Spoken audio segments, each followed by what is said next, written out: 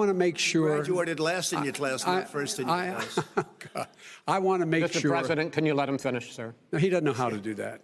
He has, You'd be surprised. You pick You'd be surprised. the wrong guy, the wrong night at the wrong time. Listen, did you use the word smart? You graduated either the lowest or almost the lowest in your class. Don't ever use the word smart with me. Don't ever use that word. Vote now. You're going to pack the Make court? sure you, in fact, let people know He doesn't want you're a to answer the senator. question. I'm not going to answer the question Why because wouldn't you answer that because question? the question is the question Supreme Court is Justice, the radical question, left. Will you shut up, man? Listen, Welcome to Election Recon. This is another weekday election update. I'm Josh Whitfield, and today is Tuesday, September 29th, 2020, and tonight was the very first debate between former Vice President Joseph Biden and the President of the United States, Donald Trump, and it was, well, let's just say exhausting. It was 1.5 hours of interruptions, loss of control by moderator Chris Wallace, and two candidates barely giving each other enough time to speak and answer questions. We're not going to get too much into the debate tonight. We'll save that for our second episode of the Election Recon podcast this Saturday. Look for that because I have a lot to say on the subject of tonight's debate. Now taking a look at the state of the race, starting with the election for president. 7 polls out today. A national poll from Harvard-Harris has Biden up 2, Biden 47, Trump 45 within the margin of error. A national poll out from JTN RNG Research has Biden up 6, 51-45.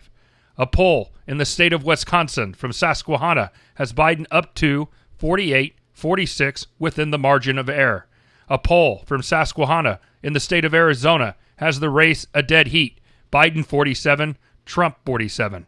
A poll out of Texas, out of UMass Level, has Trump up 4, 50-46.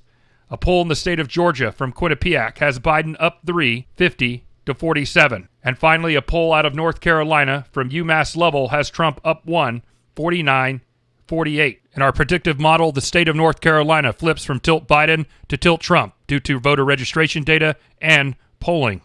And also movement in the state of Georgia.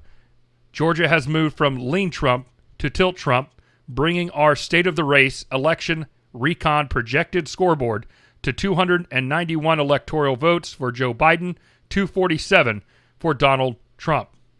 Moving now to the Senate. 4 polls today for the U.S. Senate out of the state of Georgia.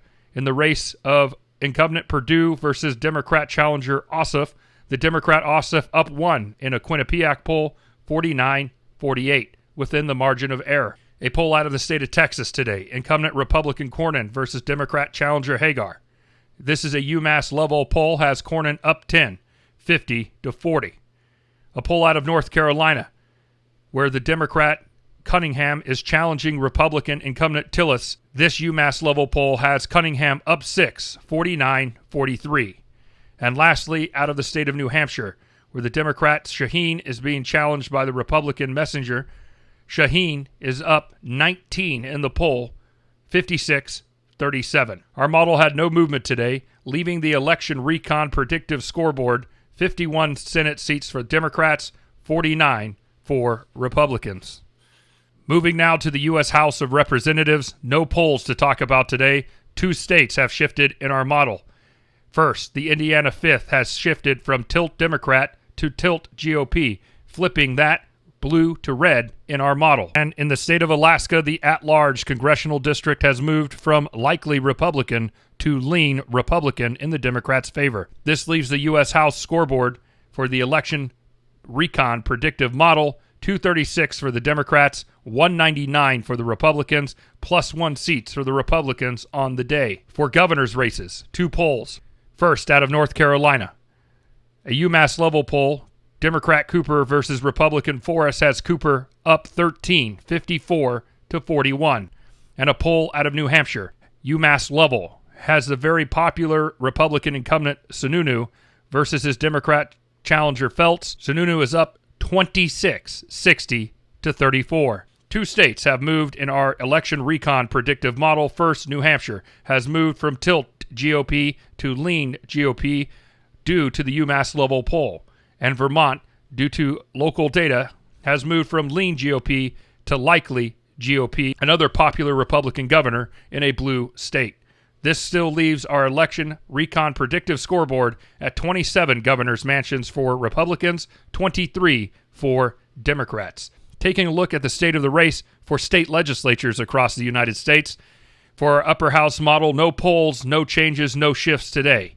And taking a look at our lower house models, no polls, no changes, and no shifts today. We're going to now switch to some snap polls that have come out of tonight's first presidential debate and some quick analysis. But first, some more debate highlights. So let me ask you this. Henry, Joe. No, go ahead, Mister. I'm listening to you. Wait a minute. You get the final word, Mister. Well, it's hard to get any word in with this clown. Excuse me, this Hey, let me person. just say, Joe. But are you willing tonight to condemn white supremacists and militia groups and to say that they need to stand down and not add to the violence in a number of these cities, as we saw in Kenosha and as we've seen in Portland? Sure, are you I'm willing prepared to do specifically that, but do it? Well, go ahead, sir. I would say almost everything I see is from the left wing, not from the right wing. So what are you saying? I'm willing to do anything. I want to see Well, peace. then do it, sir. Say it. Do it. Say it.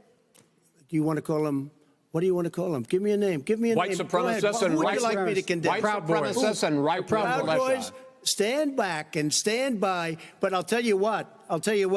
Somebody's got to do something about Antifa and the left, because this is not a right-wing problem. His This own is a left-wing. FBI director This said is a the threat left-wing of problem. They do. They will under my proposal. It's not what you've said, But and it's not what that your party is- has said. that is simply Your party a lie. doesn't say it. Your party That is wants to simple. go socialist My medicine party is and me. socialist Right healthcare. now, I am and the they're going to Democratic dominate Party. you, Joe. You know that. I am the Democratic Party right now. The platform of the Not according Democratic to Party Harris. is what I, in fact, approved of. What I approved of. Well, like I said, if anybody was expecting a traditional debate tonight between two candidates for the presidency of the United States, you did not get that debate tonight. It was full of interruptions and personal attacks, and it was full of hostility. I will have full commentary and analysis on tonight's debate on Saturday's full podcast episode. I will take a look at what damage the candidates may have done to their own campaigns and what damage they may have done to each other, because certainly tonight was a very negative presidential debate. However, we do have a quick update on the snap polls from tonight's presidential debate. We added up all the mainstream media's snap polls, and we came up with an average of 48-41 in Biden's favor. However, very interesting to us tonight, Telemundo's Spanish broadcast version snap poll has Trump winning 66-34. Again, the Telemundo Spanish broadcast version had a snap poll released in which they said their results were 66-34 in favor of Trump, despite the English-speaking media coming out 48-41 in favor of Biden. What implications will these snap polls have? We'll go into it more Saturday when we actually get real polling results post the first presidential debate. I'm Josh Whitfield, and this has been an Election Recon Daily Update. Good night.